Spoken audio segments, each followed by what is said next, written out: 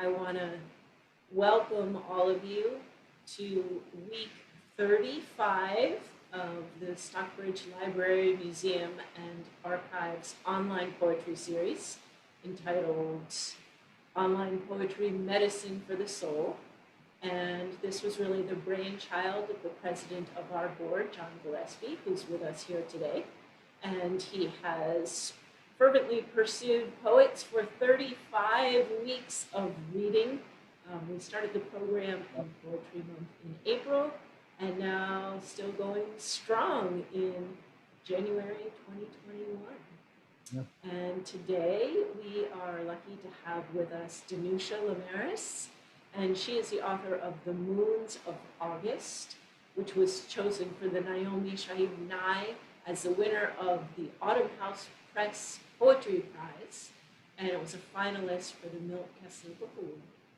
Some of her poetry has been published in the Best American Poetry, the New York Times, the American Poetry Review, Prairie Schooner, the Sun magazine, Tin House, the Gettysburg Review, and Plowshares. Her second book is Bonfire Opera, which Danusha will tell us how we can get our hands on a copy today. And she was the 2020 recipient of the Lucille Clifton Legacy Award. And she teaches poetry independently and is the Poet Laureate Emeritus of Santa Cruz County. And Danusha is joining us today from Santa Cruz. Danusha, thank you so much. I will turn the program over to you and to John. Welcome. Yeah, welcome everyone. As Wendy knows, and my wife knows, who's on the Zoom call, this is my weekly time to plug myself into the poetry wall and recharge. So I always enjoy this hour, just very, very special. So Danusha, we start off every program with a few questions so people can understand part of your creative process. So how are the issues, and it's funny, when we talked about 2020, now we're already, a year later. But, the pandemic, racial inequality, economic challenges, the political thing just doesn't die. I feel like it's like a Star Wars thing. There must be 12 more episodes or movies to come. So how are these, or have these issues kind of crept into your poetry or your creative process? Well, thanks for that question. And thanks also for having me here, to you and Wendy. And, I would say that these are good times for poets in a way, because I think so much of poetry is about looking at the shadow, the light and the shadow of everything. And that's sort of what it is, I think, to be in this path of writing. And I think now is a time when the shadow is really visible. That which has been underlying our culture, and it's sort of out and to see. And I think that it's a difficult and challenging time for sure. But I think I'm of the camp that I'd rather have those truths exposed, so we're looking at all this stuff, as you said, about racial inequality and all of these sort of darker things that we don't always want to be looking at. I have to certainly take a break from the news, too. But I think that it's a time that's very rich and important in that way. And as for how it's affected my work, I'll see over time, because I haven't written that much in the past few months, 5 months maybe, because my mother died at the beginning of summer, and I've mostly been dealing with her estate, clearing out her house, all of that. So I've been sort of on a whole other journey within the larger COVID and cultural journey. And so I'm going to see what happens. I'm taking notes. So we'll see how more of that bleeds into the work. Mostly, it makes it just very hard to concentrate. And I hear so many poets saying that. When I heard one of my favorite poets, Carolyn Forche, saying it, I thought, okay, if she's having trouble writing, you know, I can't blame myself too much. But it has been hard to even read books for me. I'm now on a system where I'm reading late at night in bed, but otherwise it can be hard to focus. Hmm. Yeah, Yeah, I'm sorry to hear about your mom. thanks. And I know all the after effects of wrapping up someone's life. And during the pandemic. That's not easy. So what would trigger a poem to start for you? How do things begin? I mean, sometimes there's one way for poets. Sometimes it could be a variety of different ways that something starts. True. I would say mainly for me by reading. I consider myself a reader before I consider myself a writer. That's sort of my primary identity in this sphere is I'm a reader. And that takes a lot of the pressure off too. So I just have my stack of poetry books and other books to read.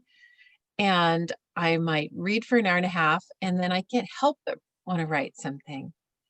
And I tell my students that's kind of a nice brain switch sometimes, as opposed to the pressure of, oh, the blank page and what am I going to write? I don't really do that.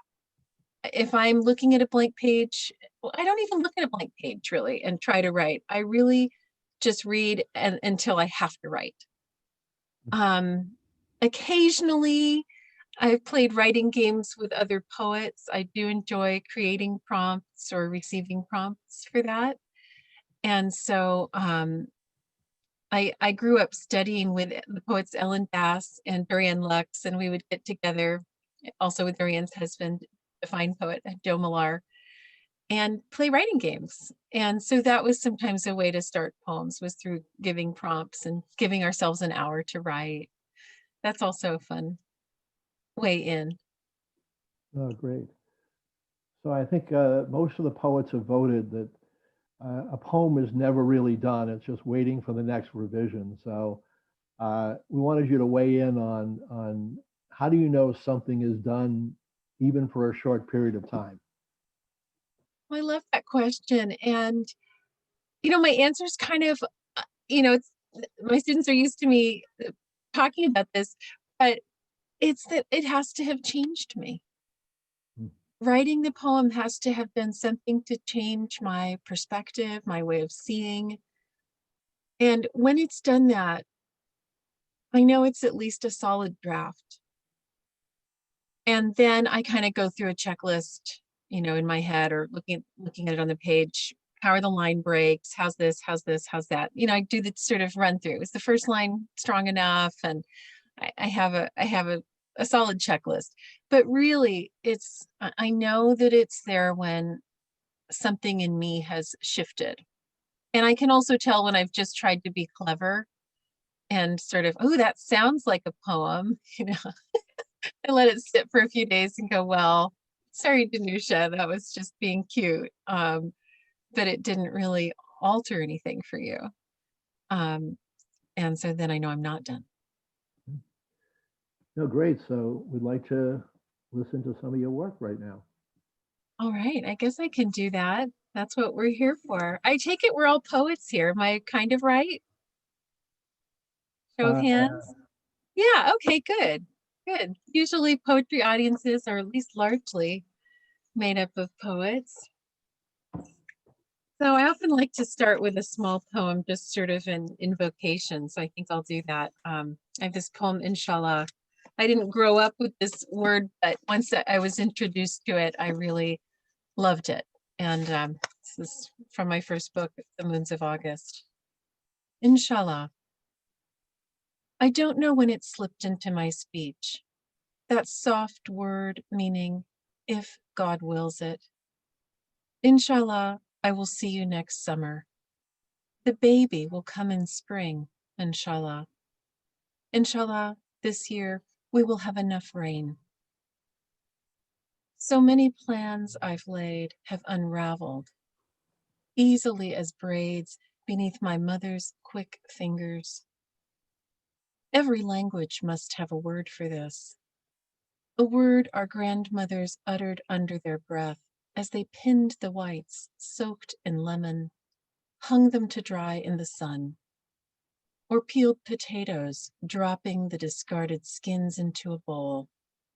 Our sons will return next month, inshallah. Inshallah, this war will end soon. Inshallah, the rice will be enough to last through winter. How lightly we learn to hold hope, as if it were an animal that could turn around and bite your hand. And still we carry it the way a mother would, carefully, from one day to the next. I didn't say anything about that before reading it, but I wrote it when I knew this was, my first book. I knew it was being considered by the judge, that it was in her hands. And I was so anxious about it. And I went and sat under a tree in my garden. We live in an orchard. So it was a pear orchard. Sat under a pear tree and somehow wrote that poem very quickly. But just that idea of how painful it is to hope for things that we're not sure whether or not they'll come to pass, which is something I know we've all been feeling a lot of about various things lately. So anyway, that's where that comes from. Yeah.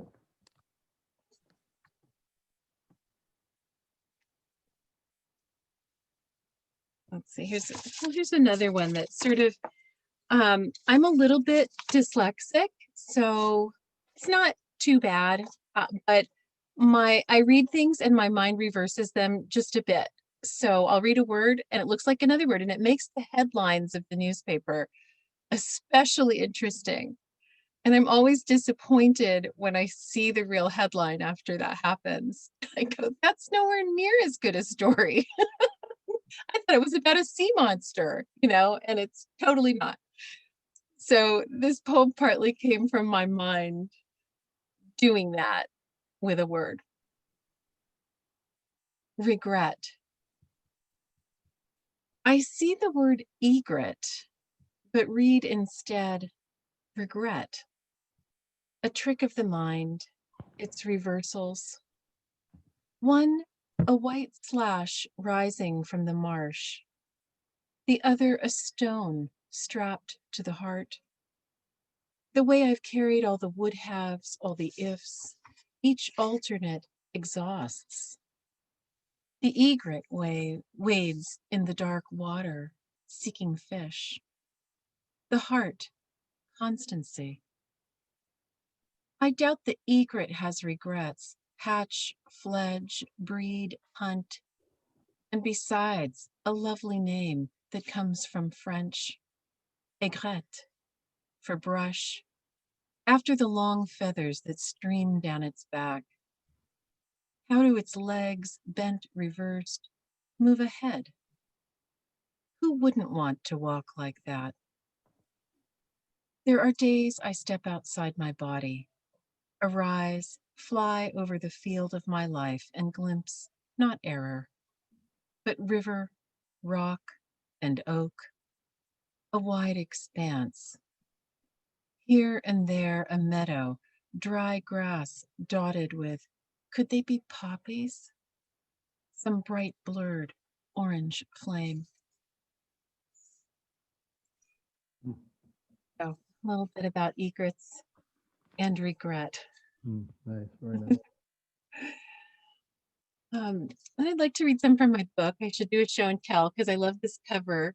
Bonfire Opera, and it came out earlier this year in the middle of it came out in April, just when all the wildness was sort of beginning. That's a word for it, I guess, wildness. And here's a poem called Edible that I wrote, started over a dinner with the late poet Tony Hoagland. Gosh, it's so weird to go back to the stories of how these things started. And we were going to eat crab, but I was really squeamish. And so the hostess had taken the crab out of the shell for me, which is ridiculous. And I was talking with Tony and I said, isn't it strange how almost everything tastes good? You know, when you think of the world, it's odd how many things taste good.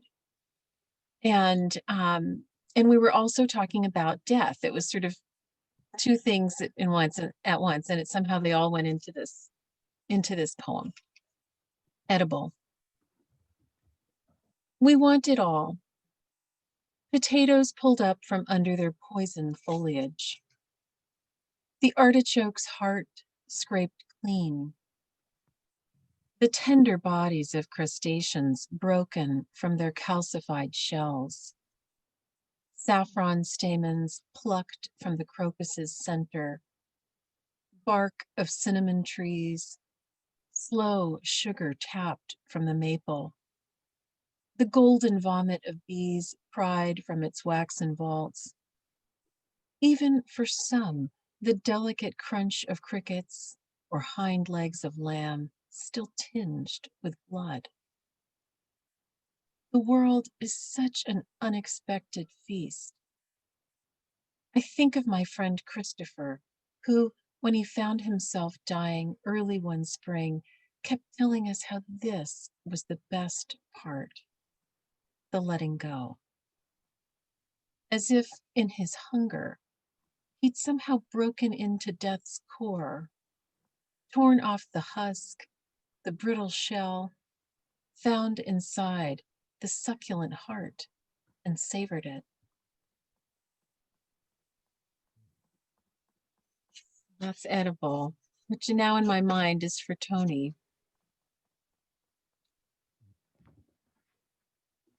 Gosh, well, I'm just reading things I didn't think I was going to read. I'm going to read a poem called The Grass, which you can't write about the grass without thinking about Walt Whitman. And I can't write about the grass without thinking about my brother, who died about 10 years ago. And he was buried coffinless. He had converted to Islam, and in a Muslim cemetery, you're not buried in a coffin. And so I can go and sit there at his grave, and the grass is really green in that part of the cemetery for obvious reasons, right? So this is a poem about all of that. The grass. Impossible not to ask, post Whitman, what is it? Green blades, a word that makes of it an artillery, the weapons of the soil brandished on the breeze. Or is it the bristles of the biome, a living beast with emerald spines, a thin defense against our ongoing intrusion? Or it's a shag rug laid over the scuffed floors of history, fibers woven from the hair of the dead. All my life, I've wanted to love the world and what it's made of.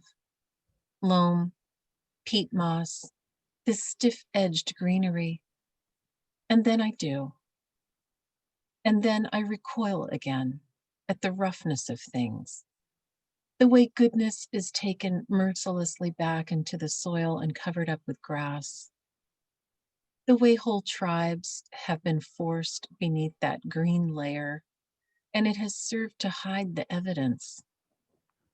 How most tragedy is not an accident, but a consequence for being wrong-bodied at the center of a target. I don't matter. It doesn't care. My brother would say as a child, confusing the two. And now he's dead by his own hand, as if tricked by an error of language. What is the grass? It is what covers his body and is composed of his body.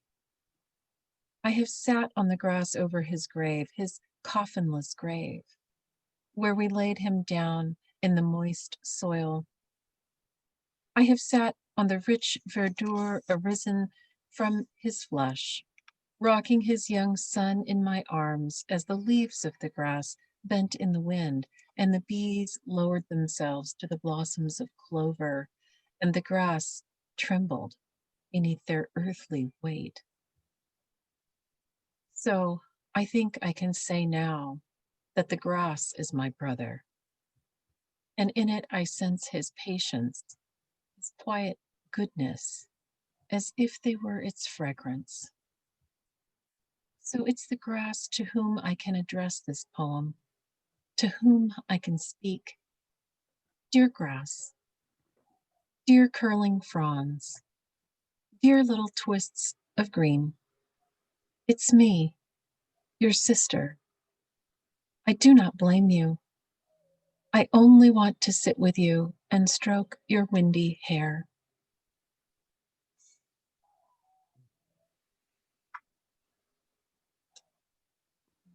Very nice. Thank you.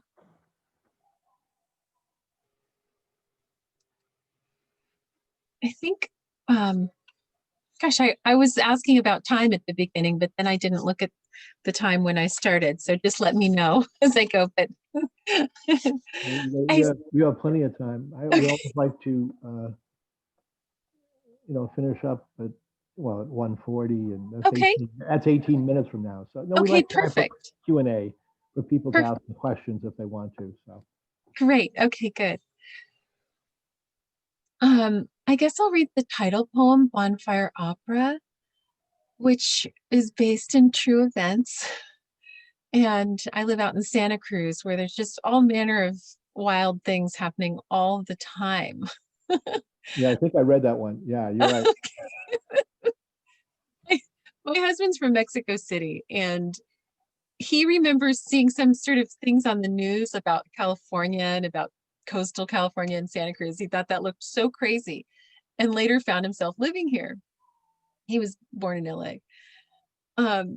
But he moved here and went, oh my God, it's really like that, and then some. Let's just say that. So here's a true story that really comes from his group of friends from back when we met. Bonfire Opera. In those days, there was a woman in our circle who was known not only for her beauty, but also for taking off all her clothes and singing opera. And sure enough, as the night wore on, and the stars emerged to stare at their reflections on the sea, and everyone had drunk a little wine, she began to disrobe, loose her great bosom and the tender belly, pale in the moonlight, the Viking hips, and to let her torn raiment fall to the sand as we looked up from the flames. And then a voice lifted into the dark, high and clear as a flock of blackbirds, and everything was very still. The way the congregation quiets when the priest prays over the incense, and the smoke wafts up into the rafters.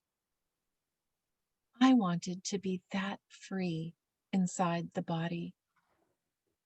The doors of pleasure opening one after the next, an arpeggio climbing the ladder of sky. And all the while she was singing and wading into the water until it rose up to her waist and then lapped at the underside of her breasts, and the aria drifted over us, her soprano spare and sharp in the night air. And even though I was young, somehow in that moment I heard it, the song inside the song. And I knew then that this was not the hymn of promise, but the body's bright wailing against its limits. A bird caught in a cathedral, the way it tries to escape by throwing itself again and again against the stained glass. Little bonfire, a little opera there. Oh, it's right next to the other one that I think I want to read. I'm going to read a poem called Hawks, also based in true events.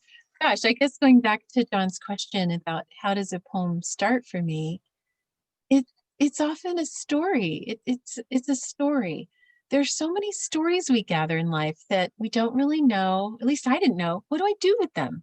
So many odd things happen, and I want to make sense of them or just revisit them. And I think that's often where the poems come from. Is, gosh, this thing happened and it was so crazy, and I can't just talk about it all the time at dinner parties. What am I going to do with it?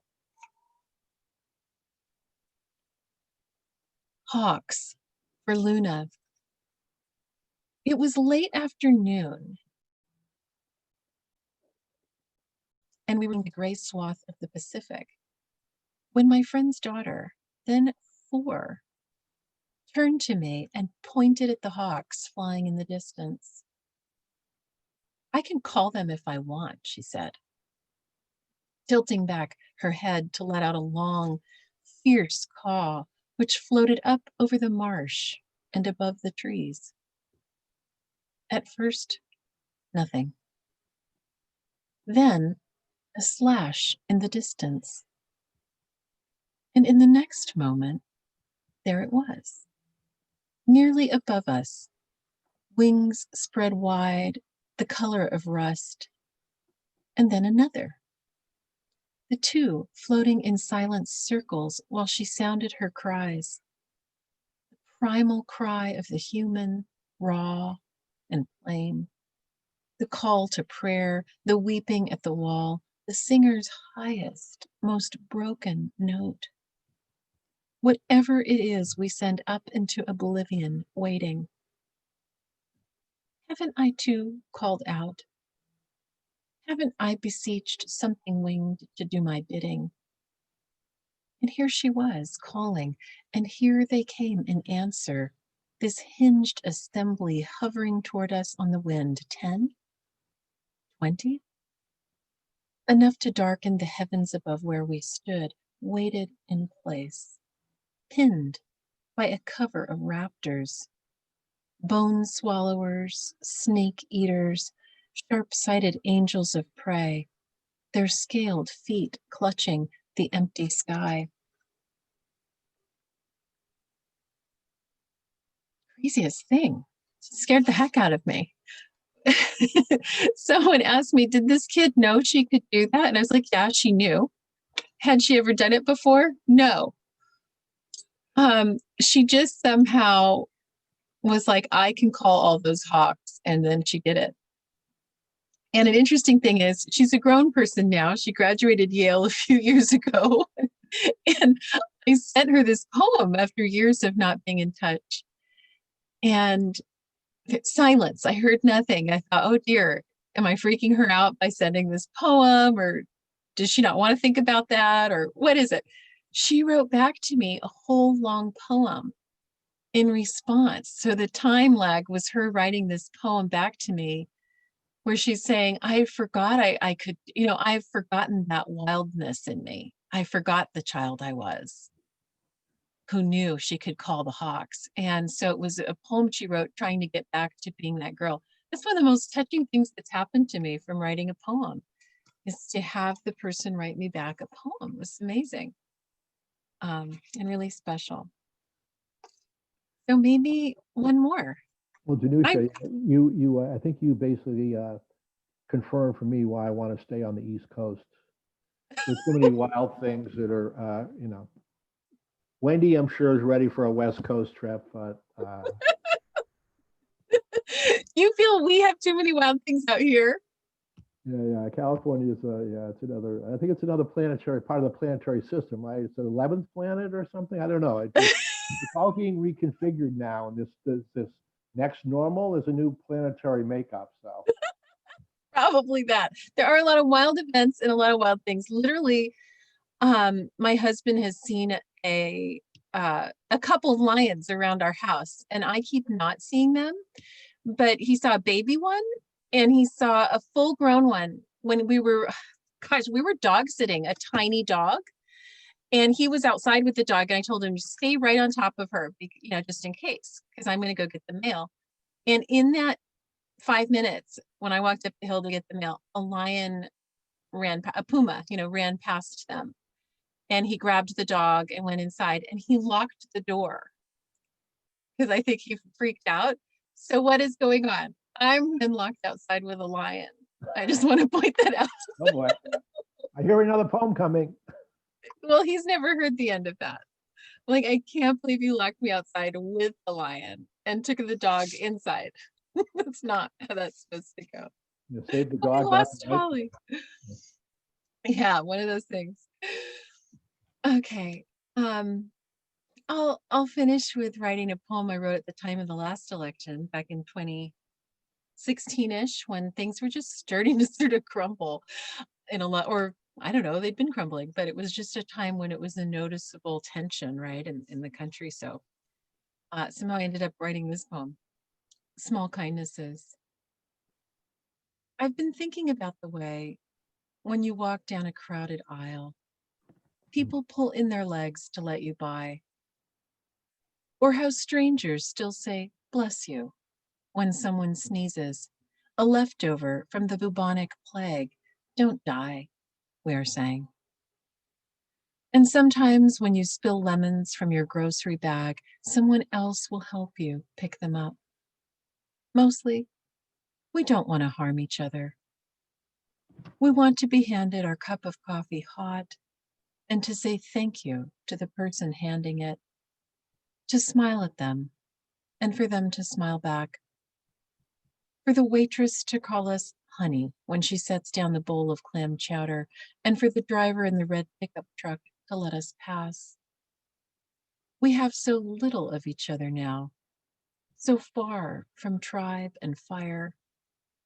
Only these brief moments of exchange. What if they're the true dwelling of the holy? These fleeting temples we make together when we say, here, have my seat. Go ahead, you first. I like your hat.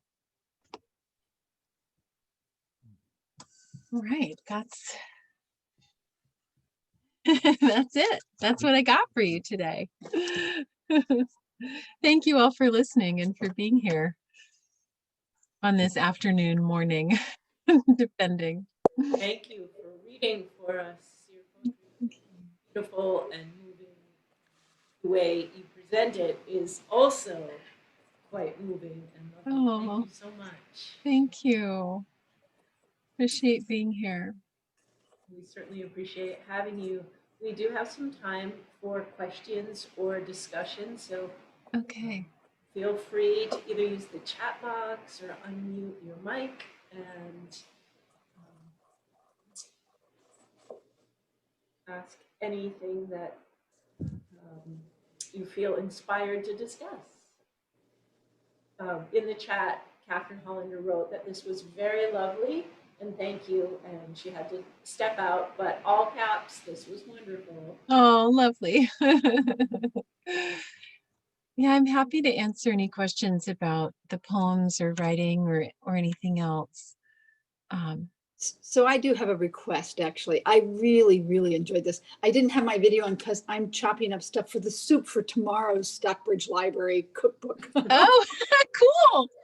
So I was listening and chopping, but definitely listening. I really would, I wanted to ask, and it's short, and I think there's time unless people have more questions, but I'd like to hear that first poem again. Our daughter is a hospice chaplain and goes and does home visiting. And I just wanted to listen to that one more time. It's one I would like to send to her and know what book it came out of, because I think she'd really appreciate it. I think it was Inshallah, right? Inshallah, yeah. I just opened to the page. Isn't that wild? I picked up the book. It's in this book. It's short. I hope everybody doesn't mind. I really like to hear poems twice, because the first time I'm listening, but I don't have the full picture. Yeah, I know what you mean. So it's really helpful to have it read again. Yeah, I kind of need that myself. Inshallah. I don't know when it slipped into my speech. That soft word meaning, if God wills it. Inshallah, I will see you next summer. The baby will come in spring. Inshallah.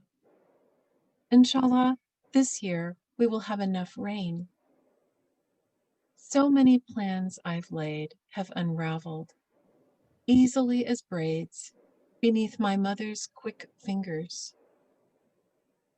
Every language must have a word for this, a word our grandmothers uttered under their breath as they pinned the whites soaked in lemon, hung them to dry in the sun, or peeled potatoes, dropping the discarded skins into a bowl. Our sons will return next month, inshallah. Inshallah, this war will end soon. Inshallah, the rice will be enough to last through winter. How lightly we learn to hold hope, as if it were an animal that could turn around and bite your hand. And still we carry it the way a mother would, carefully, from one day to the next.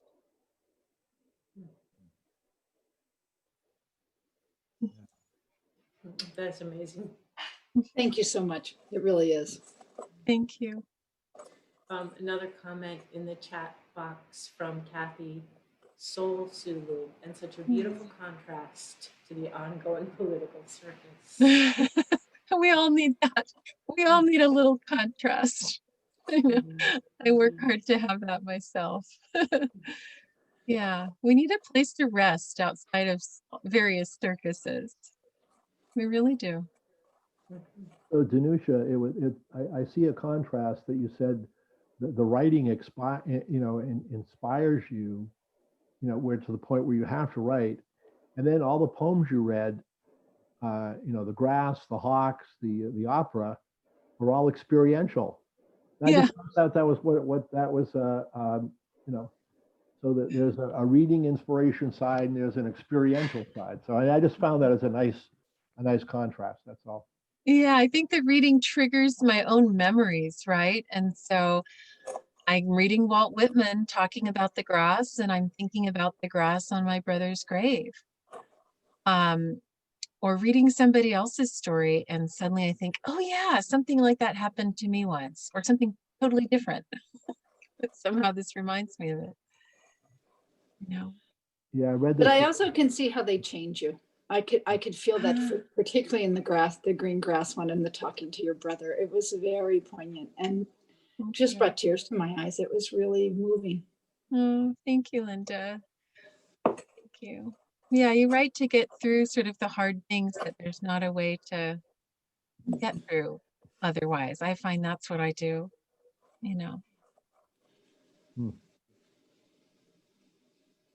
Yeah, I guess, 2 weeks ago, I read the Longfellow poem. When you hear the bells, he wrote it during the Civil War, and I had read that years ago. We read so many poems in 8th grade. Right. He wrote, Paul Revere's Ride, The Children's Hour, and he was the most probably prolific writer, poet of the 19th century, really, and now kind of disregarded as because there are other people who write more brilliant stuff. But it's so great to just engage in poetry, the work, and then the stories behind it. It's such a powerful experience. No, and yours are great. I'm as I said, I might go to California in 2022. I'll have to build up to it. Yeah, wait. I'm going to stay away from the ocean. I'm not going to be in a field where hawks are. There can't be any grass. I want to have gravel only. You'll miss all the fun. Yeah, I'll go to like a parking garage in LA and hang out. No, we kidding. Call it a day. That's funny. Linda, no, you got to humor is a big part of my story, so you got to laugh at things.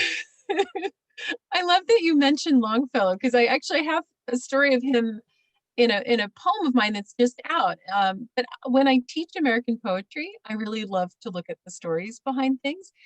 And Longfellow was so prolific and so well read up till not that long ago, right? Most of my students who are a generation or two above me know a lot of his poems, even by heart. And he was also a really solid businessman. Yeah. And he wrote to his parents when he was in college saying, I plan to pursue this path and I want to be a poet and here's how I'm going to go about it. And he, think about this. This is in the 1800s. He was paid, I think in money then, oh gosh, $2,000 for a poem, a single poem that was published. I forget where, if it was the Atlantic or somewhere else, but imagine how much that would be in modern terms. In the 1800s, paid $2,000 for a poem. And I just love that, when you get the backstory on people, here was this poet, we think of poetry as a very different realm for business. And he was a real businessman about it as well. And wrote things that people loved and that really they carried with them their whole lives. Anyway, that's just a fun tidbit. Well, some of his, if you read his Wikipedia story, there's a lot of tragedy in his life. A lot. Some of his books sold, I think one of his books sold like 20,000 copies in the first 6 weeks, which in 1850, right now it'd be like, I don't know, like triple Obama. Right. Like 20 million Right. copies could, it's like 20,000. It's like 20 I million. remember there were very few bookstores or delivery. There was no Amazon. There was just a Pony Express or something. So Exactly. I don't know how you got your book, but exactly. I love those kind of stories. But yeah, very tragic life also. His wife, and this is what's in my poem, she died in a fire, but she was sealing bits of their children's hair, like clipped locks of hair, right, in these little envelopes with a sealing wax. And somehow the match or something fell into her dress and she was burned. And so, and lived another day or so, but died from that fire. And he'd already had a lot of losses. So. And he was scarred from that fire and could never shave again. Oh, because his skin was so insensitive. So that's why when you see a Longfellow picture, he looks like Santa Claus 2.0. Oh, that's he never why. shaved. He couldn't shave after that because his skin was so torn up and raw that he could never shave. Yeah. Oh. No, and listen, 7 kids, prolific, right? Yeah, just it's. He went to Europe 6, 7 times, taught over there, lived in Germany. Yeah. You talk about Renaissance man or person. He really was that. Yeah. And this is why you never want to play Trivial Pursuit with John. This is why. Well, you never want to play Trivial Pursuit with John. Wendy, you've been fairly warned. I'm warned. I keep telling my writers out here that it would be so fun when this pandemic stuff winds down to do a tour of the East Coast and sites, go to Emily Dickinson's house, of course, and visit a lot of these locations because we're so far from them out here, but they're sort of epic and legendary to us. So that would be fun to do. Well, you have to stop in Stockbridge. It is yes, a quintessential New England town. I would love it's to. Definitely a place to stop, and you'll love our library. It's beautiful. I will come by the library. Thank you so much for having me today. Thank you for reading with us. Thank you all for joining us. Thank you. And the recording will be available. We'll see you all next week. Hopefully, yep. Awesome. And very quickly, the first poem, what book was that from? Oh yeah, so it looks like this. It's The Moons of August. Okay. Do